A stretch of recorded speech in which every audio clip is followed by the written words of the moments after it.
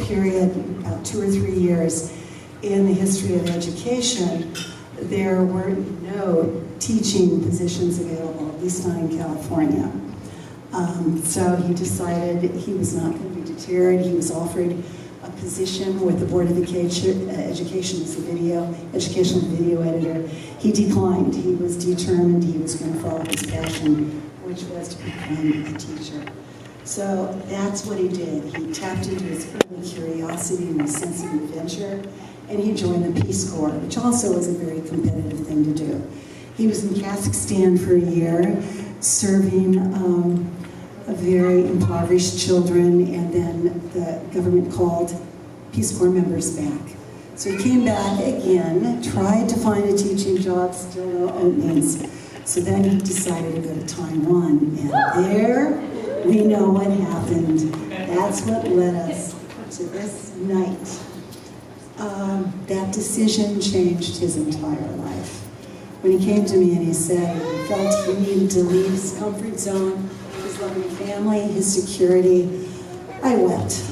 This was my baby boy. I couldn't believe he was leaving the nest. So I figured the only thing that would console me is if he not only achieved his job of teaching, but if he met the love of his life. And guess what? Let's clap. Here she is tonight.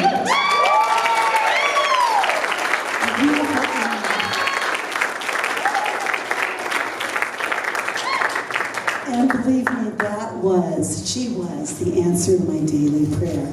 I knew he would eventually teach. I wasn't surprised about that, but I really wanted him to find a person that was very, very special, and it was her.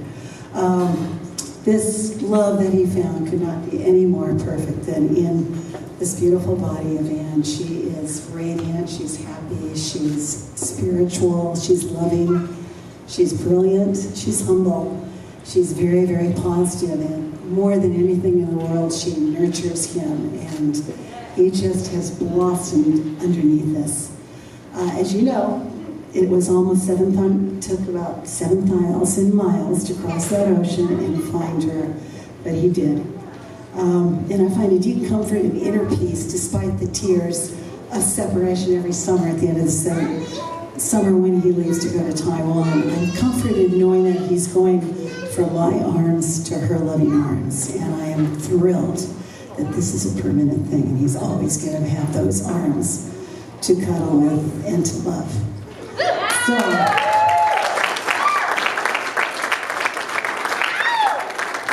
I really thank you all for making such a diligent effort to be here, especially when there was very little time for you to come. Your presence is absolutely wonderful. They both feel the love in the room, and I rejoice that you were able to come. And again, I ask the Lord to bless them in a very special way, to give them longevity and love and peace and good health, and maybe 10 children. Just kidding. Dear God, continue to bless them. Thank you for the food that we're going to partake, and just thank you for all the love in this room. And can I hear a joyous amen? Amen. Thank you.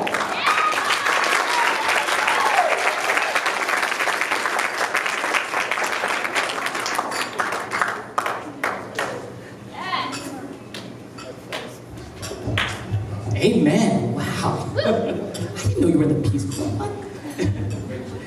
All right.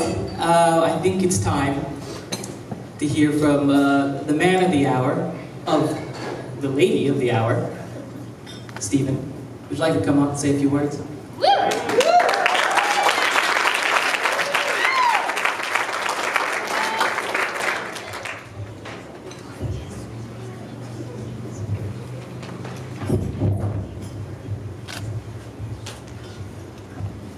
Hello, everyone. Thank you for joining us. Hey!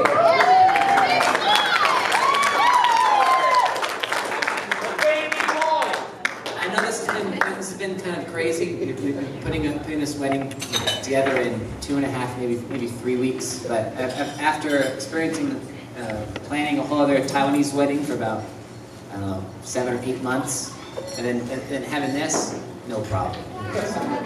But we had a lot of help, you know, all 10 of my siblings, you know, put in helps. I had my sisters, they helped with the flowers. Terry helped with those little cards you see on the tables there. And helping my brothers as well. It was, and Chrissy, she helped me with the flowers as well. So, and Lorna, thank you very much.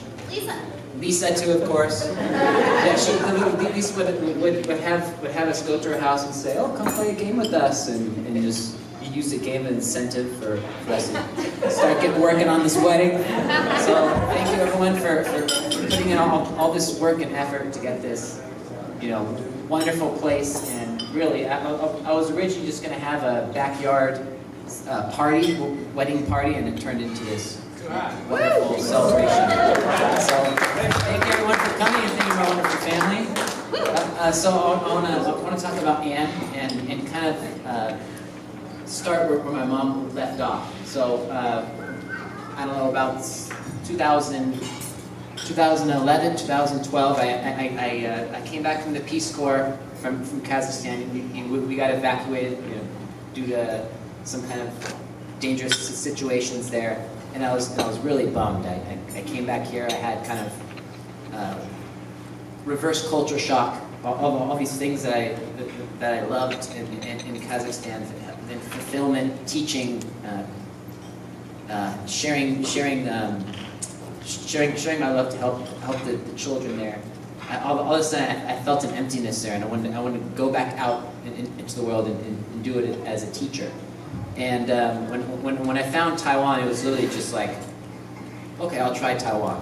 You know, I checked some blogs. It was one of the safest. It was one of the safest countries in the world, and it was right in the middle of Asia. And I remember going to a Dodger game and seeing the Heart of Asia advertisement, you know, come up during the 7th inning stretch, and I thought, oh wow, okay, maybe I'll try this place. And you know, sure enough, I landed there, and just after maybe 3 or 4 months of living in a dormitory with kind of like seven other strangers from all walks of life, some South Africans, some Canadian Americans, you know, all these different kinds of English speakers. We all lived in a dormitory above the school, above our campus. And I remember one of my roommates was having like some kind of crazy tirade. She was throwing her pills across the room at all of us, and we had to get out of that dormitory. And I remember one of my other friends, this girl Alex, showed me this Facebook picture of Anne at the time, and said, look at this beautiful girl. She's coming out with us tonight to this party. Would you like to come meet her? And I thought, oh no, you know, this shyness inside me that always kind of holds me back, you know, brings a stutter inside to the surface. Was super nervous, you know. Didn't want to do it, but I thought, you know, let's do it.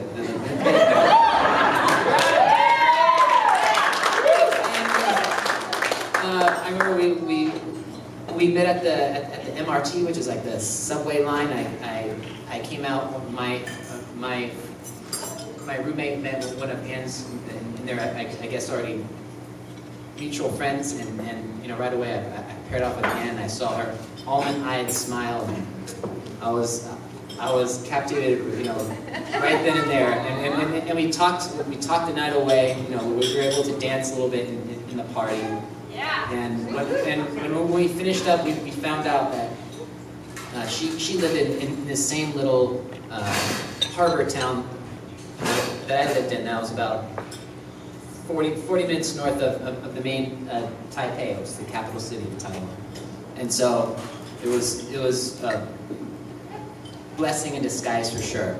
And Anne's family has really opened up their arms to me there. You know, kind of adopted me as like another son. You know, they take me to the beach in the summertime. They help me experience all this Taiwanese culture that I thought I never would experience.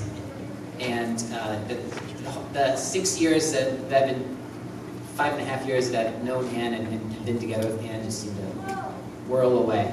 And there's no one here speaking for her, so I want to tell you some wonderful things about her as well.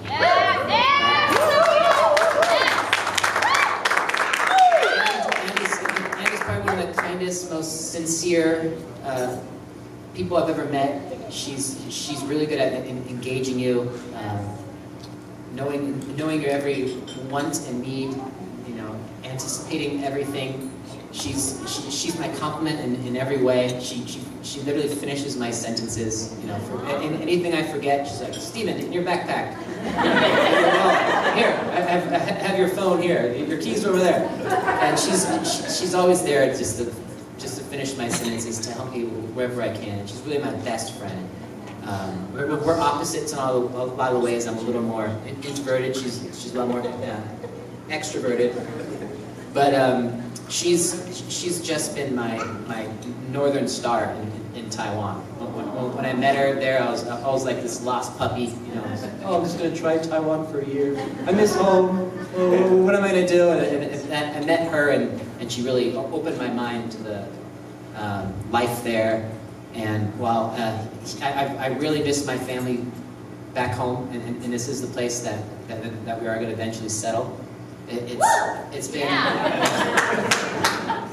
been absolutely wonderful to have Anne in my life, and to have this wonderful woman, soulmate, partner, best friend. I can go on and on about her. She's the love of my life, and I couldn't ask God for a better angel which she's sent to me. So everyone, please raise their glass. I forgot mine. To Anne, and to maybe 2.5 children, maybe.